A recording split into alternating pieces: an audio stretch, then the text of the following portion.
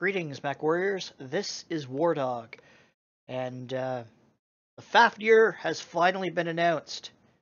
I know a lot of people have been waiting for this mech to be added to MechWarrior Online for, well, since they did the jump to the FedCom Civil War over 6 months ago, and we finally have it.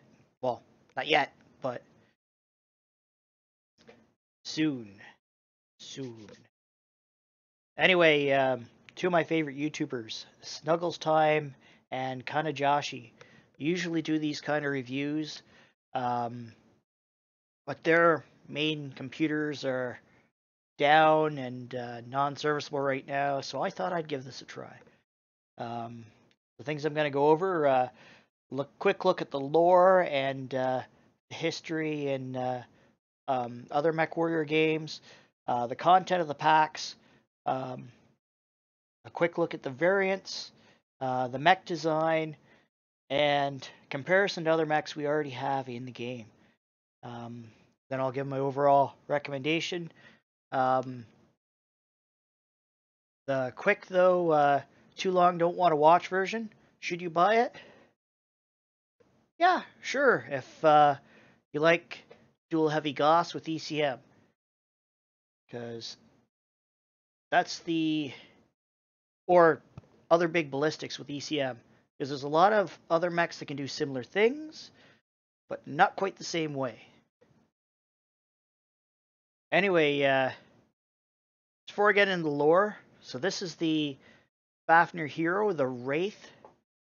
It's got its nice blue and yellow pattern here. I think it's supposed to represent Davion and Steiner, which is kind of interesting because it's based on the new Archon, Peter Steiner Davion's mech. And then we've got the Fafnir Special.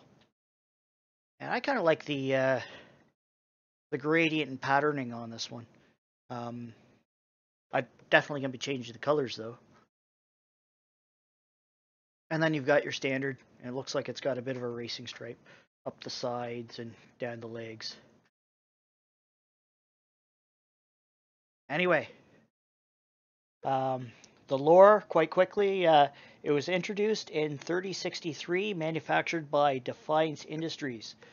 And since the Star League era, Defiance Industries has been one of the major mech producers for the Lyran Alliance, or Lyran Commonwealth, as it was known before.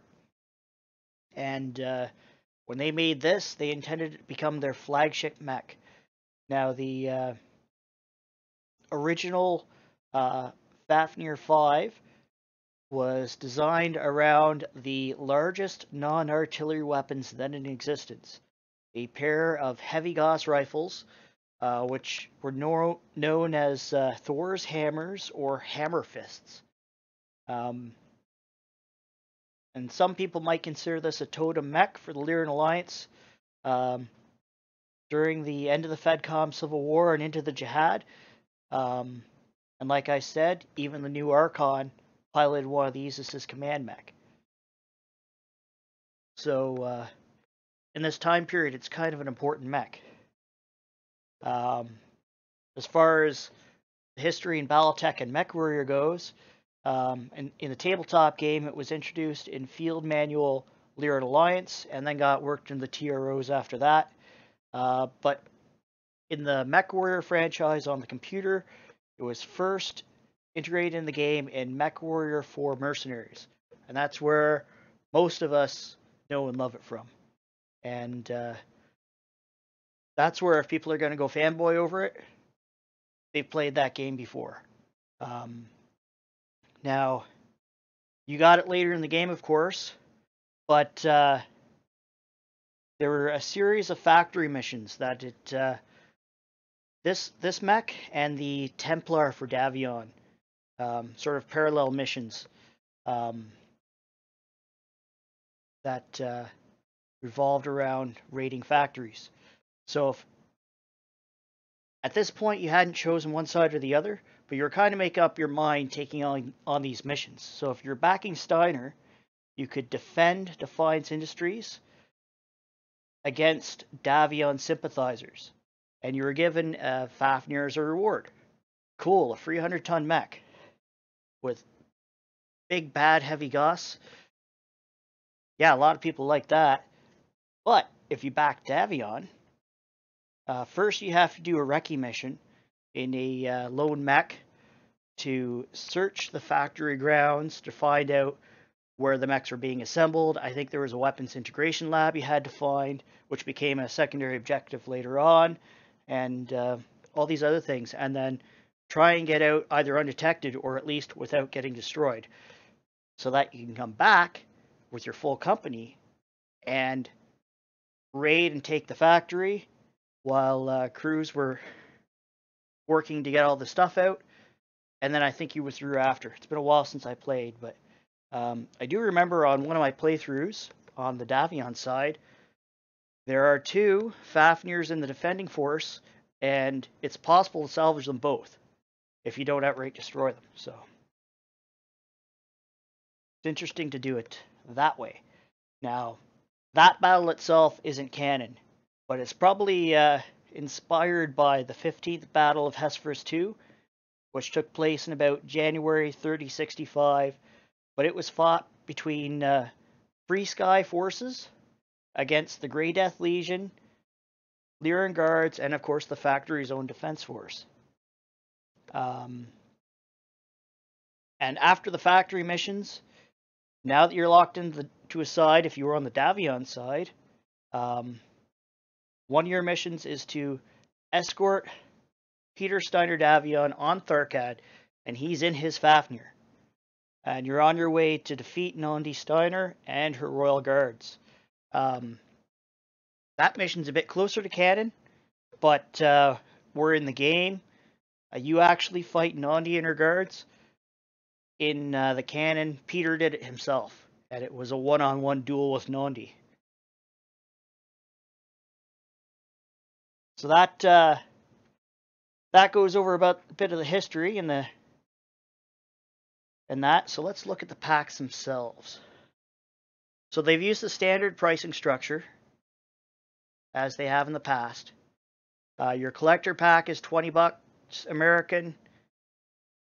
Correction, your standard pack is $20 American, and your collector pack is $40. And for that, you get 3 variants: the Fafnir 5, 5B, and 6U. And these are all canon variants. If you get the collector's pack, you'll get the Fafnir 5 as the special variant. And that comes with its own pattern, as I showed before, and a 30% C-bill bonus. Both packs come with enough mech bays for the mechs, and they come with premium time as per the other mech packs. So 30 days with the standard, 60 with the collector. Now, unfortunately, those are active premium time. I kind of wish they would go back to the banked, so you didn't have to start ticking down as soon as you logged in after getting them, but doesn't look like they'll be going back on that anytime soon. And you get the standard set of items that you normally would. So 1 or 3 war horns, standing cockpit items, and hanging cockpit items. I don't really have much indication on what those are yet, but it'll be interesting to see what they come up with. And of course, you get titles and badges as per normal. For the hero add-on, again, it's the standard $15 for the Wraith. And this is a based on canon variant, but not exactly the same.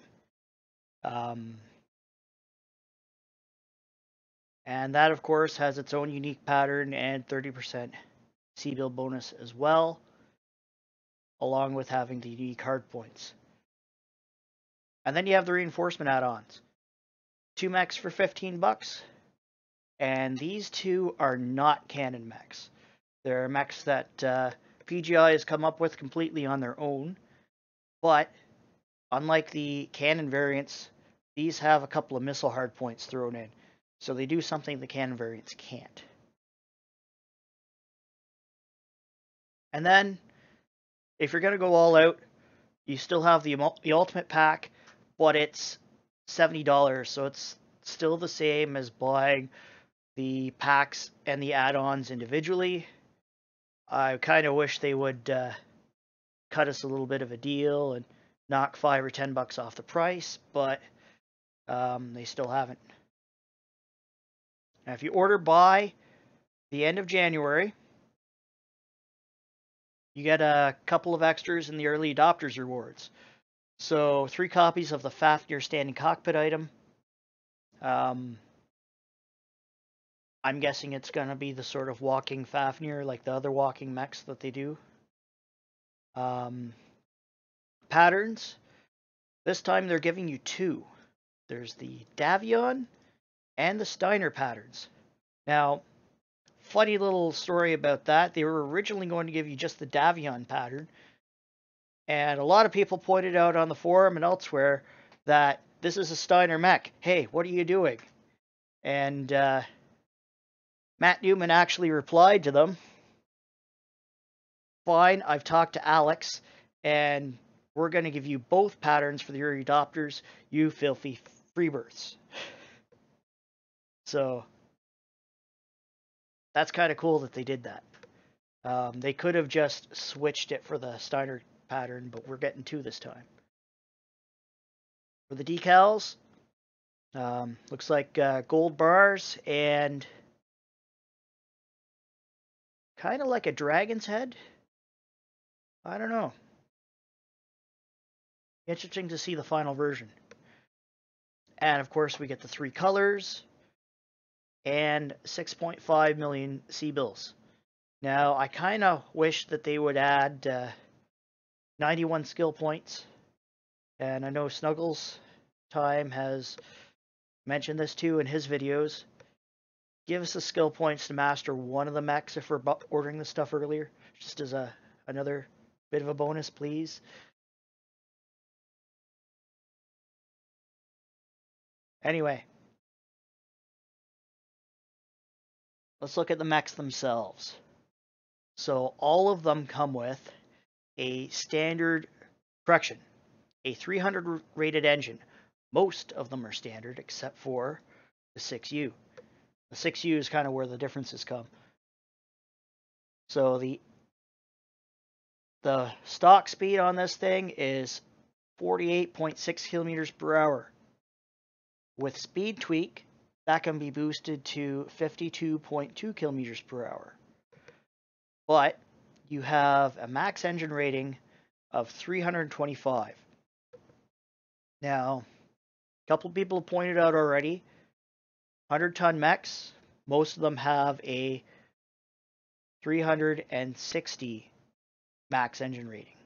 You can look at the King Crab, you look at the Atlas, other than a couple special variants like the Boar's Head, that's what they're rated at. Now, I'm kind of wondering if they picked 325 because of the Guardian ECM, to sort of compensate for the stealthiness. It'll go slower. They've done that in the past, but Guardian ECM isn't on all the variants. There's 3 of them here that don't have it. So, I don't know what gives. Anyway, with a 325 related engine, or correction, 325 rated engine, the mech can go 56.6 kilometers per hour with speed tweak as the fastest possible speed. Now, just to compare that to what the TROs say,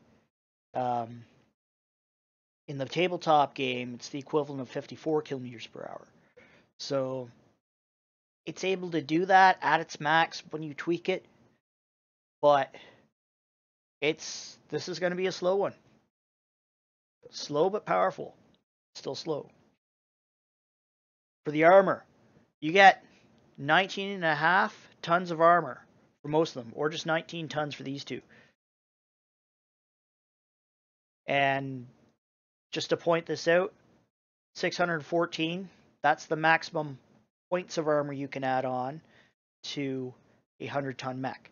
So these are coming to you fully armored. And most of them are using standard armor, again, except for the 6U. Internal structure. Pretty much all of them have endo steel, except for the 6U and the Wraith. And they all come with double heat sinks already upgraded. So that'll save you a bit of money customizing these later on. ECM capable, only 3 of them, the 5, the 5B, and the Wraith. The others are not. And none of them can take mask. So as far as their individual loadouts, the Fafnir 5 has dual Heavy Gauss with case in the 2 side torsos and 4 tons of ammo. It also has a pair of ER medium lasers in each arm and a medium pulse laser in the head as your backup weapons. And it's got an ECM in the center torso. This gives you a total of 4 ballistic, 3 energy, 1 ECM, and 4 AMS hardpoints. I see a lot of people running this as the stock, maybe tweaked a bit so that they can get some more Heavy Gauss ammo, because 4 tons really isn't all that much for 2 guns. But another option might be to drop the Gauss entirely and go with 4 smaller ballistics like UAC 5s and have your energy backup with that, which will allow you to run some stealth armor on here. Unfortunately, Heavy Gauss takes up 11 slots, and you need 2 in each side torso, plus in the legs and the arms, in order to fit stealth armor. So you can't run Heavy Gauss in stealth.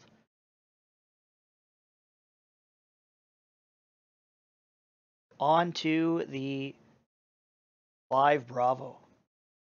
So this one has dual standard Gauss, 1 in each side torso, which also is protected by case.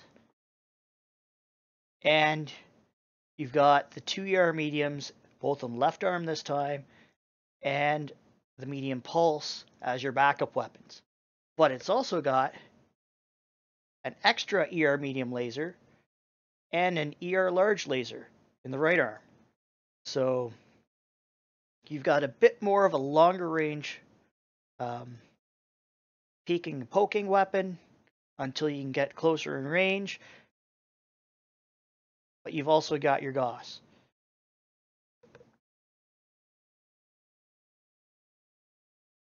So a total of... Oh, and you've also got your ECM in the center torso. So you've got a total of 2 ballistic, 5 energy, 1 ECM, and an AMS hardpoint. Now I see this one being used to run a stealth dual Gauss build. Similar to what some people, including the Beef, have done with the Thanatos. Because using the Gauss, that generates next to no heat when you fire. And that lets you just keep the stealth armor on.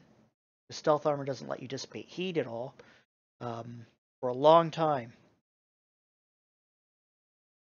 And then when you do have to kick up the intensity of the shooting, you can probably fit in some energy weapons as your backup. So, and that way you're not totally ammo dependent either, unlike the Thanatos build.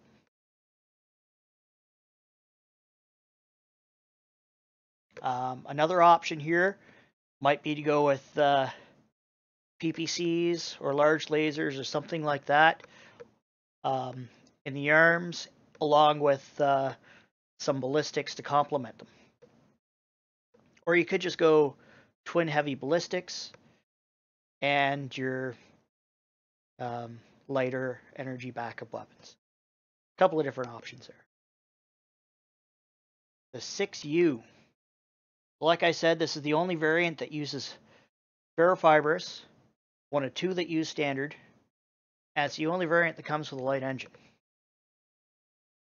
But it's done that to be a little different because it's got UAC 20s, one in each arm, and 4 light PPCs, 2 in each torso.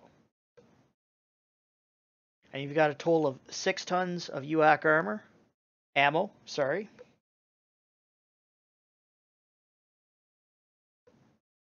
No ECM on this build. So you've got a total of 4 ballistic, 4 energy, and 1 AMS hardpoint. Now, you can't fire all UAC 20s or all light pulses, light PPCs at the same time without generating some ghost heat. So if you do keep the stock build, that's something to keep in mind. However, I don't think too many people are going to run this stock, and they'll mitigate that however they choose. So again, you can do a variety of builds with dual quad ballistics and some energy backup, or maybe heavier energy weapons with some lighter ballistics to give you a bit of low heat DPS added in. On to the reinforcements. So the 5E. This is where they change things up a bit. It's got an LRM-10 and an LRM-5 in each arm, and an Ultra 20 in each side torso. And a total of 4 tons of ammo for the Ultra 20 and 3 tons of LRM ammo. No ECM on this as well. So you've got a total of 4 ballistic, 4 missile, and 1 AMS hardpoint. This one's likely to be run as a dual or quad ballistic with some SRM or MRM backup. And it's kind of on the slow and clumsy side for brawling, but that's kind of what I see it more in the role for. To just sort of walk in there, get in somebody's face, and put the boots to them kind of mech. I'd see this one as kind of a waste as a missile boat. You shouldn't be boating missiles in assault mechs anyway. I think it's fine if it's a secondary weapon if you're using it just while you're closing with the enemy. But once you're at the front line, which is where you should be in an assault, you should be using the heavy weapons, the big ballistics, and getting right in there and wrecking face.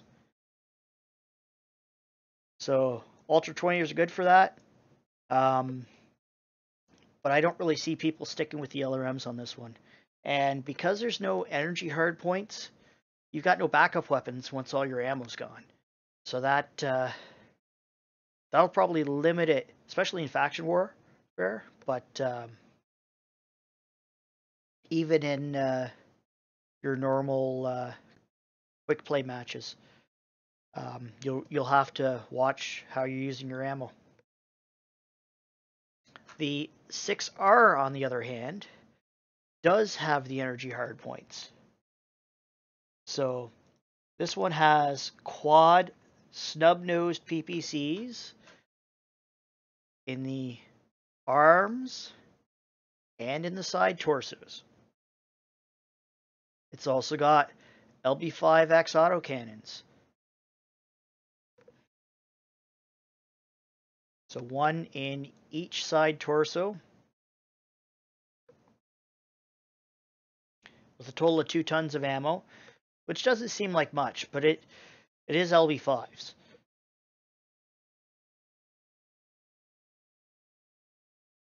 And you've got a pair of Streak 2s, one in each arm. And it's got a ton of ammo between them. So this one, it's a bit more interesting. No ECM on it either, but a total of 2 ballistic, 4 energy, 2 missile, and an AMS. So a good mix of hard points here. I kind of see people doing dual large ballistics with ER medium or medium pulse lasers as backup. Or they could go the other way and go with ER larges or large pulses or PPCs with smaller ballistics like the LB5s or UAC 5s to add some low heat DPS.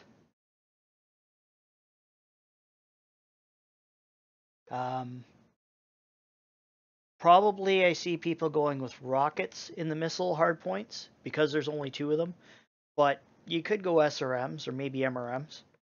In fact, a pair of MRM 30s, if you really want to go that route, might not be bad in there.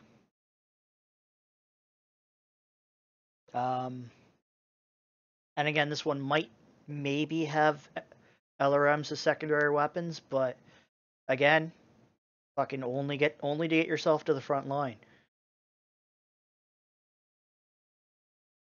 Last, we have the Wraith. So like I said, this one is based on Archon Peter Steiner Davion's command mech, which was a salvaged FNR 4 Alpha custom variant. So it's almost identical to what's here, except it had a C3 slave computer, and that's not an MWO, so you can't have that. It also had 10 rocket launcher 10s on this thing, 10 of them. Now, to make room for that, it had to have a compact gyro, which, again, is not an MWO, so they can't really do that. So they've had to downscale the rockets on this thing. Otherwise, it's identical. So we've got a single Heavy Gauss in the right torso. No case on it this time, so I think the Archon likes to live dangerously. We have a pair of ER large lasers in the left torso. So you got a bit more of a long-range peek and poke type weapon to go along with your Heavy Gauss for the closer fight. Then you also have 3 medium pulse lasers as backup for all that. And last of all, you have 4 rocket launcher 15s in the arms, 2 in the left torso. And your Heavy Gauss has a total of 5 tons of ammo, which that's plenty to keep that Heavy Gauss going. So it's an interesting little build they have here. And again, this one has ECM, just like the first 2. So it is possible to run a stealth build on this thing, just not with the Heavy Gauss. So grand total of 1 ballistic, 5 energy, 4 missile, 1 ECM, and 1 AMS hardpoints.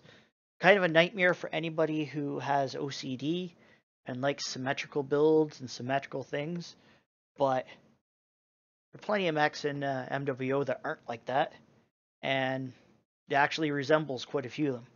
I'll talk about later. I see people running a heavy ballistic in the right torso, like Heavy Gauss, a UAC 20 or an LB 20X, and some large or large pulse lasers to go with it for some longer range punch, and then maybe some medium lasers or SRMs for backup, or maybe even an MRM build on this. And like I said, you can combine all that with stealth, to give you another sneaky mech. Now, the mech designs.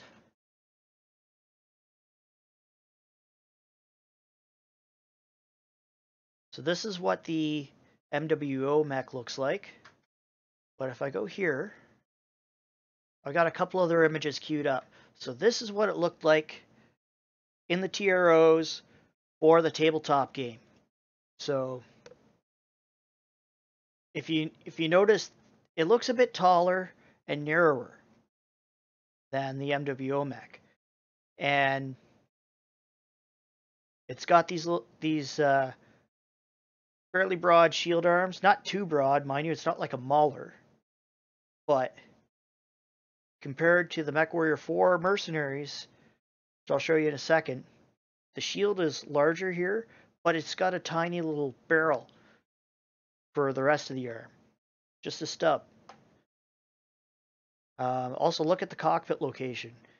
It's right up above the boxes for the gun barrels, but it's also a wider sort of cockpit.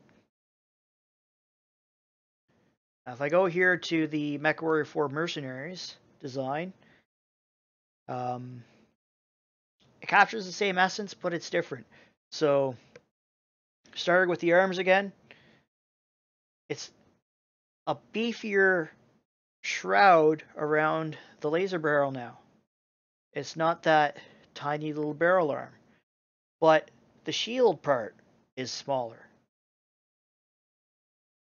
And look at the cockpit location. It's lower. It's right between the two main gun barrels, but it's smaller. It's not a nice, big, spacious sort of cockpit like the tabletop design. And the overall, the profile looks a bit shorter and broader. And just to show you another picture here, this is more of an in-game sort of shot from MechWarrior 4 Mercenaries. And then back to what Alex Glacius has come up with. So he's kind of merged the two designs. So you've got the broader shield from the tabletop. Now it's still not a good shield arm, but it's a bit bigger. But you've got the MechWarrior 4 Mercenaries barrels. And you've got the M4 Mercs style cockpit. Although hopefully it's a lot more open when you're actually sitting in it and has good fields of view. And it's kind of in between the sort of height and width of the two previous designs. So I know a lot of people have said it's too tall, it's not squat and stocky enough. We'll have to wait till we see it in the game to see exactly how it performs. Now, as far as hitboxes and that goes, oh, back here you. As far as hitboxes and that goes, I got a feeling that this mech is going to be fairly easy to pick apart because you've got a center torso here that sticks out from the two sides. And it's probably going to be a clear sort of line where one side starts and the center torso ends type thing. Again, the arms, I talked about it shielding. It's kind of the right sort of L shape, but it's just too small to be a very effective shield arm. It'll catch some shots from the side, but as far as doing torso twists to block, I think you're still going to be getting a lot of that in the side torso.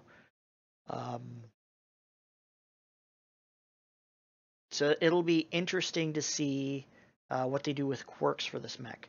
Because remember, the Atlas, the Annihilator, the King Crab, pretty much every assault mech already has extra armor and or structure quirks. So how they quirk this to fit in with the quirks that the other mechs get, it'll be interesting to see. As far as hard points go, so there's your main gun barrels for the Heavy Gauss, and it's roughly in line with the cockpit, maybe no lower than the pilot's foot level. In fact, this head-mounted laser point is probably just below the pilot's feet, and your arms look about in line with that. So it's all a very hot, well, very high would probably be up here. It's all a relatively high mounted set of weapons. Pretty much if you can see it, you can shoot it. You're not going to be catching much on terrain. And it also means, though, with the placement of the waist, it'll be easy to hide the legs, but when you're peeking over terrain, you're probably exposing your entire torso. That's just my prediction. We'll have to see how the final model ends out before we really know. Couple of questions I have, though, is where is that second hard point in the side torso is going to be? I think the ballistic and energy ones are going to end up being on this thing down here. And I think the variant that has the missiles and the side torsos, it's probably going to be up here, which I wouldn't put huge missile racks in there if I were you, like LRM-20s, because if it does anything like a couple other mechs do, and this becomes a larger structure for the rack, it's just going to be a larger thing poking up on the top of the mech that makes it easier for other people to shoot at. But again, we'll have to see what the geometry is like in-game once we get it.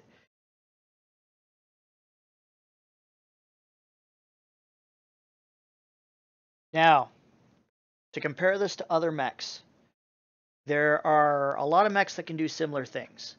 I'm just going to go over here to Smurfy for a minute. So, other mechs that can do dual Gauss, dual Heavy Gauss. There's a few of them, because all you need is enough overall tonnage and at least one ballistic in the side torso to do it. You can only fit in the side torsos because the arms have the 2 points already taken up for by the shoulder and upper arm actuators. So you only have 10 available slots. It has 11, or it takes up 11. But 3 variants of the Annihilators can take dual Heavy Gauss. You go up here, the Mauler, pretty much every variant except for the Hero can take a dual Heavy Gauss. The Cyclops Hero, the Sleipnir, can take dual Heavy Gauss. And people are already taking this in the game and wrecking face with it. So there's already mechs that can do that, but they can't do it with ECM. That's the difference. That's kind of the niche where the Fafnir 5 sort of makes a difference.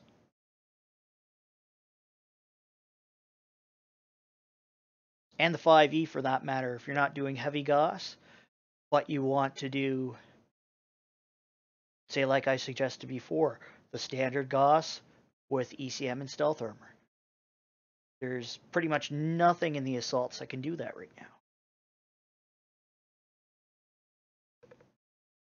What else do we have here? The 6U. This is the one without the ECM, but with the 2 ballistic hardpoints in each arm. That reminds me a lot of the King Crab. In particular, this one right here, the Champion loadout. is something I know I'm going to try on it is dual UAC 5s, 2 in each arm, with 3 medium lasers as my backup. The problem with that is the King Crab can probably do that a bit better. Got a higher engine cap, and it's got the toggleable weapon doors. So that reduces the amount of damage the arms are going to take. Is it going to be enough to make a difference? I don't know. But there's already a mech that can do pretty much the same thing. And that Fafnir doesn't have missile hardpoints. What else I want to talk about? The 5E, which is one that does have missile hardpoints, but no energy. It kind of reminds me of the Scorch, for example. Just to look at the Scorch, it's got the dual ballistics in the arms and the missiles in the side torsos. It's also got some energy, but something a lot of people like to do is dual UACs, UAC 20s, and some SRMs. The Fafnir 5E can do the same sort of thing. But is it going to be the Intersphere Scorch? Of course not. Look at the engine cap here. It can go up to 400. And it's only 85 tons. It's going to be running circles around the Fafnir. So, as fun as that's going to be to try, I know I'm going to try it. Is it going to work well? We'll see. And last of all, the Wraith. This one kind of reminds me of a shorter Atlas. In particular, the DDC. Because both have ECM, both have similar hardpoint configurations. It'll be interesting to see how they compare. And maybe the quirks are going to make the difference. But I can already picture people pairing up and running side by side with these things. Because those two mechs with stealth armor, and maybe even throw in the Cyclops 11P for good measure. That sounds like fun. But they're all the three mechs kind of compare in that regard.